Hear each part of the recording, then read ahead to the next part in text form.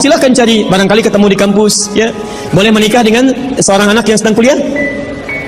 Tidak sedang kuliah masa dinikahi, pulang dulu dari situ, ya. Pulang dari kampus, baik-baik di rumah baru nikah. Ini di kampus mau dinikahi. Ya. Bismillahirrahmanirrahim. Ma asaba min musibatin. Tidak pernah ditetapkan satu kejadian. Awas, hati-hati. Di bumi, fil ardi, wala fi anfusikum, atau menimpa dirimu, illa fi kitabin min qabli an nabraha, kecuali semua itu telah tertuliskan di dalam kitab sebelum semuanya nampak dalam kehidupan.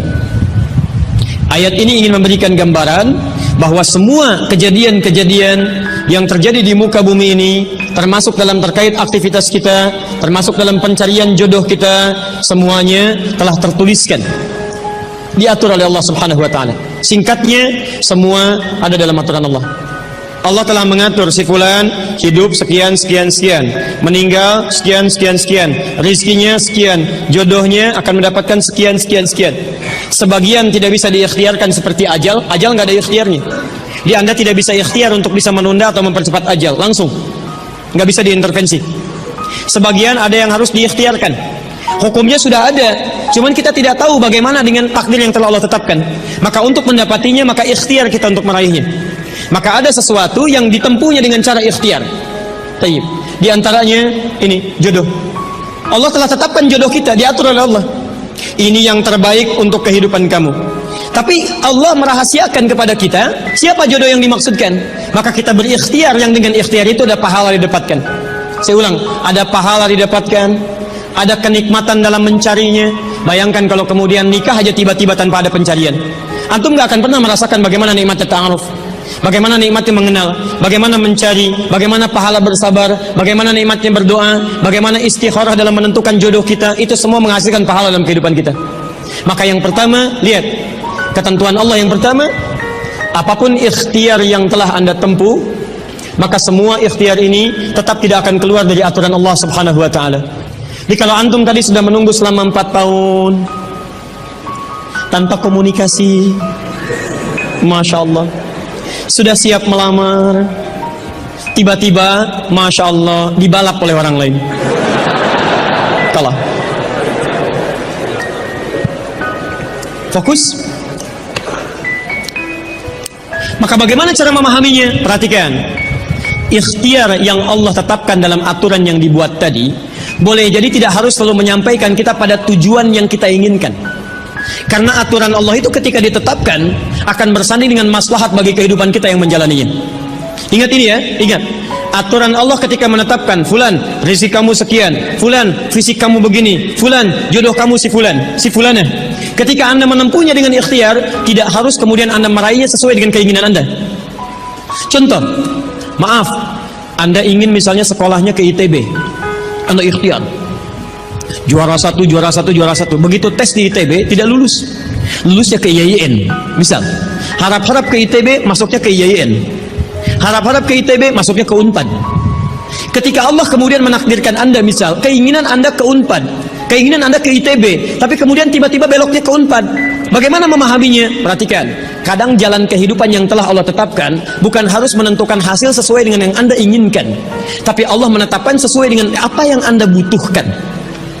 Anda ingin ke ITB, tapi apa yang Anda dapatkan di ITB bukan maslahat buat kebutuhan Anda, maka dibelokkan oleh Allah ke UNPAD supaya Anda mendapatkan apa yang Anda butuhkan dalam kehidupan Anda. Karena Allah mengabulkan apa yang Anda butuhkan, bukan apa yang Anda inginkan. Saya ulang, Allah mengabulkan hanya apa yang Anda butuhkan, bukan apa yang Anda inginkan. Ada 3 jenis cara pengabulannya. 1, jika kebutuhan Anda sesuai dengan maslahat kehidupan Anda meminta. Maka jika keinginan Anda dalam permintaan sesuai dengan kebutuhan Anda, maka segera dikabulkan. 2, ada yang ketika Anda memohon, Anda belum sanggup untuk mendapatinya. Nanti ketika Anda mulai sanggup, disitulah kemudian Allah berikan. Antum punya anak 5 tahun, antum kaya, punya banyak uang, kemudian anak itu minta dibelikan motor, dibelikan nggak? Uangnya ada, motornya siap dibeli, anak baru 5 tahun, minta dibelikan motor, dibelikan nggak? Tayyib, kenapa? Karena dia belum sanggup menggunakannya. Tapi Anda sampaikan, nah, Papa punya uang, Papa siapkan ya. Nanti ketika sanggup baru saya berikan. Demikian ketika Anda meminta kepada Allah Subhanahu wa taala dan memohon. Maaf, Anda mohon belum dikabulkan juga. Boleh jadi bukan Allah belum mengabulkan, tapi Anda belum siap untuk menerimanya. Contoh, Nabi Muhammad sallallahu alaihi wasallam berdoa kepada Allah supaya kiblat dipindahkan dari Masjid Al-Aqsa ke Masjidil Haram. Kapan berdoanya? Sejak di Mekah. Kapan dikabulkan? Saat ke Madinah. Kurang lebih 3 tahun baru dikabulkan. Quran surah kedua Al-Baqarah ayat 144, paling kiri sebelah bawah. Qad nara taqalluba wajhika fis sama' falanuwalliyannaka qiblatan taradaha fawalli wajhaka syatral Masjidil Haram. Muhammad, kami perhatikan engkau senantiasa menengadahkan wajahmu ke langit memohon, meminta. Lihat, maka mulai hari ini kami kabulkan doamu. Mulai palingkan kiblatnya dari Masjidil Aqsa ke arah Al-Masjidil Haram. Berapa lama Nabi berdoa? 3 tahun. Nabi Muhammad SAW berdoa 3 tahun baru dikabulkan oleh Allah. Kenapa baru dikabulkan? Karena pengalihan kiblat baru sesuai dengan kebutuhan umat Islam pada saat itu setelah 3 tahun. Nabi Ayub alaihissalam, antum kenal Nabi Ayub? Kenal di mana? Kadang-kadang kenal Nabi Ayub. Luar biasa. Tadi malam di Dumai ada yang kenal Korun.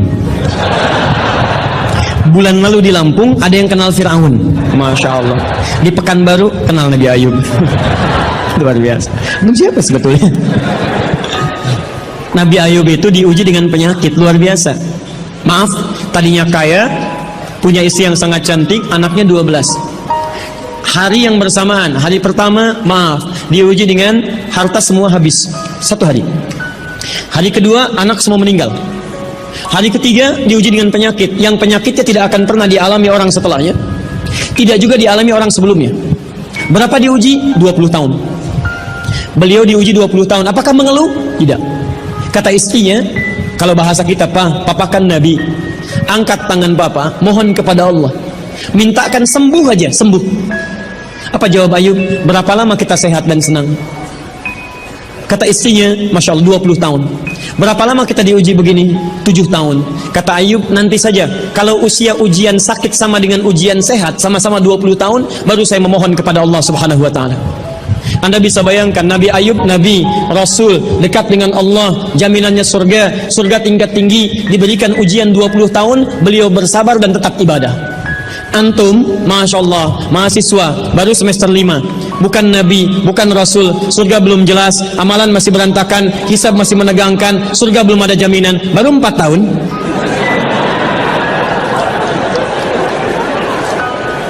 Itu yang terbaik buat antum. Yang terbaik.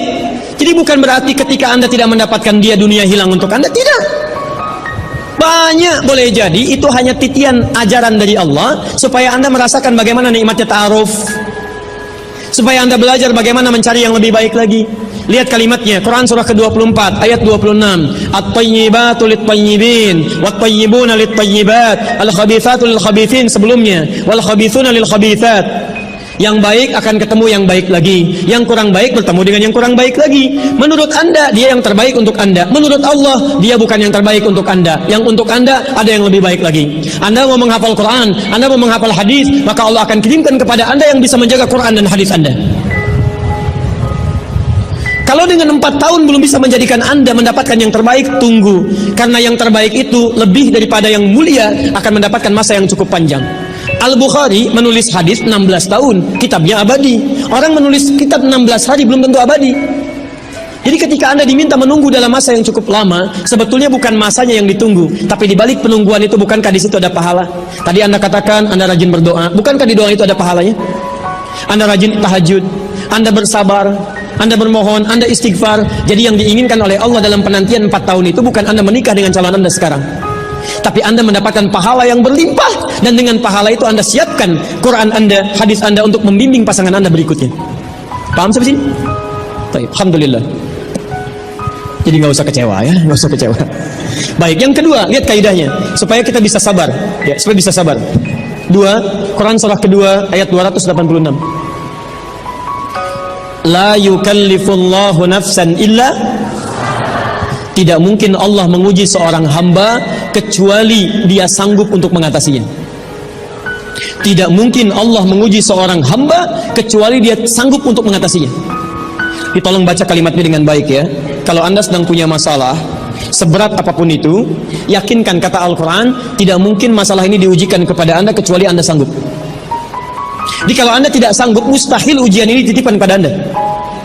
Jadi kalau Anda sekarang misal sedang punya ujian seberat apapun, itu tandanya cuman Anda yang sanggup, yang lain tidak sanggup. Makanya tidak diujikan kepada pemuda lain, cuman Anda, karena Anda yang sanggup menanggung bebannya. Orang lain mungkin sudah naik ke atas atap tuh, loncat, tidak. Anda tidak. Karena cuman Anda yang mampu, bukan orang lain. Ketika Anda mengatakan, ya Allah, kenapa mesti saya yang diuji? Kenapa mesti saya mengalami? Why me? Kata Allah, why not? Kenapa tidak? Cuman kamu yang mampu, kamu yang harus dapatkan pahalanya, yang lain tidak. Cuman Anda yang jadi pemuda yang kuat, yang lain belum tentu. Tapi nggak usah terlampau bangga, langsung pulang dari sini bikin status. Memang cuma saya yang mampu. Masya Allah. Pekerjaan. Ya. Yang ketiga, tetap ikhtiar. Quran surah 49 ayat ke-13. Jadi jangan sampai, maaf, ya, peluang Anda tidak mendapatkan yang tadi Anda telah harapkan, menjadikan Anda putus dalam berikhtiar. Cari, masih banyak perempuan semuka bumi. Masa tidak ada yang cocok untuk Anda? Lihat, ya ayyuhan nasu inna khalaqnakum min dzakarin wa untha wa ja'alnakum syu'uban wa qabail lita'arafu. Hei manusia, kami ciptakan kau laki-laki, ada perempuan jodohmu, dan kami pisahkan berbeda-beda daerah. Ya, lihat syu'ub, beda daerah, RT, RW, lurah, kecamatan, kabupaten, sampai sedunia. Kalau nggak ketemu di satu RT, cari satu RW ya, yang nanya tadi. Kalau tidak ada satu RW, cari satu kampung. Masa nggak ada yang ketemu? Boleh menikah dengan perempuan sekampung? Tidak. Masa sekampung mau dinikahi? Tidak. Batas paling maksimal 4. Sekampung tidak pilih satu dari sekampung. Sekampung mau dinikahi, Masya Allah. Silahkan cari ya. Anda tadi masih kuliah kan? Silahkan cari. Barangkali ketemu di kampus ya. Boleh menikah dengan seorang anak yang sedang kuliah? Tidak sedang kuliah masa dinikahi. Pulang dulu dari situ ya.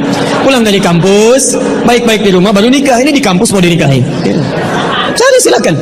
Gak ketemu misalnya, mohon maaf ya, satu kecamatan, kabupaten.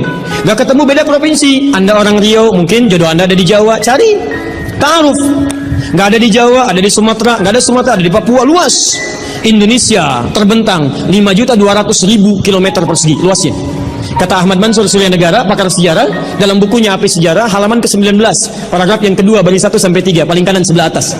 Luas Indonesia itu daratnya 2 juta km persegi, lautnya 3.200.000 km persegi. Daratan dan lautan, Masya Allah, 5.200.000 km persegi. Masa nggak ketemu? Pulaunya 13.677 pulau. Itu belum termasuk Pulau Gadung dan Pulau Gebang. Ada semua.